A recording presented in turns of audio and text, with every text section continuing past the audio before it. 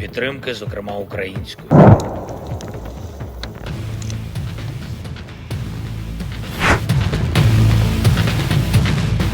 หนังสือพิมพ์วอชิงตันโพสต์สื่อของสหรัฐรายงานโดยอ้างถึงการให้สัมภาษณ์กับแหล่งข่าวระดับสสของยูเครนที่ไม่เปิดเผยชื่อรายหนึ่งว่าประธานาธิบดีเซเลนสกี้แห่งยูเครนจงใจหลอกลวงสาธารณชนเกี่ยวกับขอบเขตที่แท้จริงของความสูญเสียทางทหารของยูเครนจากความขัดแย้งกับรัสเซียโดยเซเลนสกี้มองข้ามผลเสียหายที่แท้จริงของสงครามไปอย่างมากและบอกว่าจะต้องนำเสนอผลให้ต่ำเพื่อหลีกเลี่ยงข้อขัดขวางต่อการระดมพลอย่างไรก็ดีแม้ขณะนี้ประเทศจะอยู่ในช่วงขาดแคลนทหารแต่สถานการณ์ก็ยังไม่ถือว่าเข้าขั้นเส้นแดงเมื่อเดือนกุมภาพันธ์หลังจากที่หลายเดือนแล้วที่ไม่มีการเปิดเผยถึงจำนวนผู้เสียชีวิตเซเลนสกี้ก็ได้ออกมาเปิดเผยในช่วง2 ปีที่ผ่านมานับตั้งแต่เริ่มต้นความขัดแย้งกับรัสเซียมีทหารยูเครนถูกสังหารไปแล้ว 31,000 นายส่วนผู้บาดเจ็บนั้นเซเลนสกี้ไม่ได้เปิดเผยออกมาแต่อย่างใดขณะที่ข้อมูลของกระทรวงกลาโหมรัสเซียระบุว่าสามารถประเมินความสูญเสียทางทหารของยูเครนได้ถึงกว่า 500,000 คนและช่วงสัปดาห์ล่าสุดที่ผ่านมาเพียงสัปดาห์เดียวยูเครนสูญเสียทหารไปถึง 8,280 นายขณะที่ในส่วนของการพยายามส่งเสริมการระดมพลนั้นเกิดขึ้นอย่างเด่นชัดในช่วงปลายเดือนธันวาคมที่ผ่านมาโดยเซเลนสกี้ระบุว่าทางกองทัพได้ขอให้ตนระดมกำลังทหารเพิ่มอีก 500,000 นายแต่ต่อมานายพลวาเลรีซาลุสนีผู้บัญชาการทหารสูงสุดในขณะนั้นรีบออกมาปฏิเสธซึ่งนี่คือหนึ่งในข้อสันนิษฐานว่าเป็นเหตุที่ทำให้ซาลุสนีต้องหลุดออกจากตำแหน่งเมื่อช่วงต้นเดือนกุมภาพันธ์ที่ผ่านมาหลังจากนั้นในช่วงต้นเดือนเมษายนเซเลนสกี้ก็ได้ลงนามในร่างกฎหมาย2 ฉบับโดยฉบับหนึ่งระบุถึงการลดอายุการเกณฑ์ทหารสำหรับผู้ชายจาก 27 ปีเหลือ 25 ปีขณะที่อีกฉบับเป็นการเข้มงวดกฎเกณฑ์ในการระดมพลให้มากยิ่งขึ้น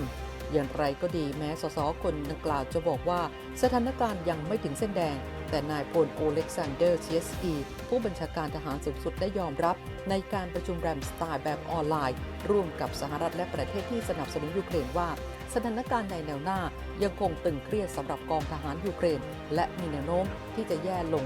ยูเครนต้องการขีปนาวุธกระสุนและอุปกรณ์ทางทหารอย่างเร่งด่วนทั้งนี้กระทรวงกลาโหมของรัสเซียได้เปิดเผยผ่านแพลตฟอร์มเทเลแกรมว่านอกจากการสูญเสียทหารกว่า 8,000 นายแล้วยูเครนยังสูญเสียรถถังและยานเกราะต่อสู้รวมหลาย10 คันพร้อมด้วยยุทโธปกรณ์ทางทหารอื่นๆอีกหลายร้อยชิ้นเช่นปืนครกอัตราจรขนาด 155 มิลลิเมตร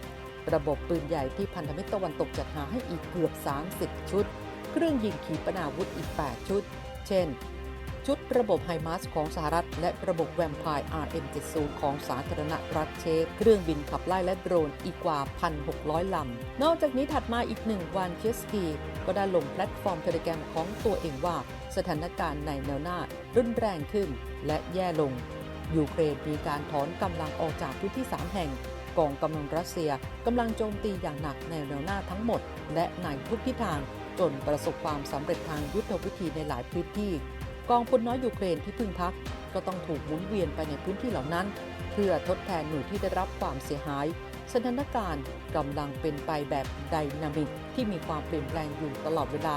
ได้และเสียอยู่หลายครั้งตลอดทั้งวันซึ่งเคียฟไม่สามารถหยุดยั้งได้เชอร์สกียืนยันว่ามีการล่าถอยของกองทัพยูเครนจากเบอร์ดิชีและเซมินอฟกาในทิศทางอัฟดิฟการวมถึงโนโวมิคาลอฟกาใกล้มารินกาขณะนี้สถานการณ์สำหรับเคียฟอยู่ในช่วงที่ยากที่สุดโดยเฉพาะในทิศทางอัฟดิฟกาในเส้นทางไปคลาสโนอาเมย์และใกล้กับกูราโคโวซึ่งมีโรงไฟฟ้าขนาดใหญ่อีกแห่งอยู่ที่นี่ล่าสุดกองทัพรัสเซียก็ได้ปักธงทางตะวันตกของเบอร์ดิชีเพื่อเป็นการยืนยันว่าปฏิบัติการเคลียร์พื้นที่เสร็จสิ้นแล้วและเบอร์ดิชี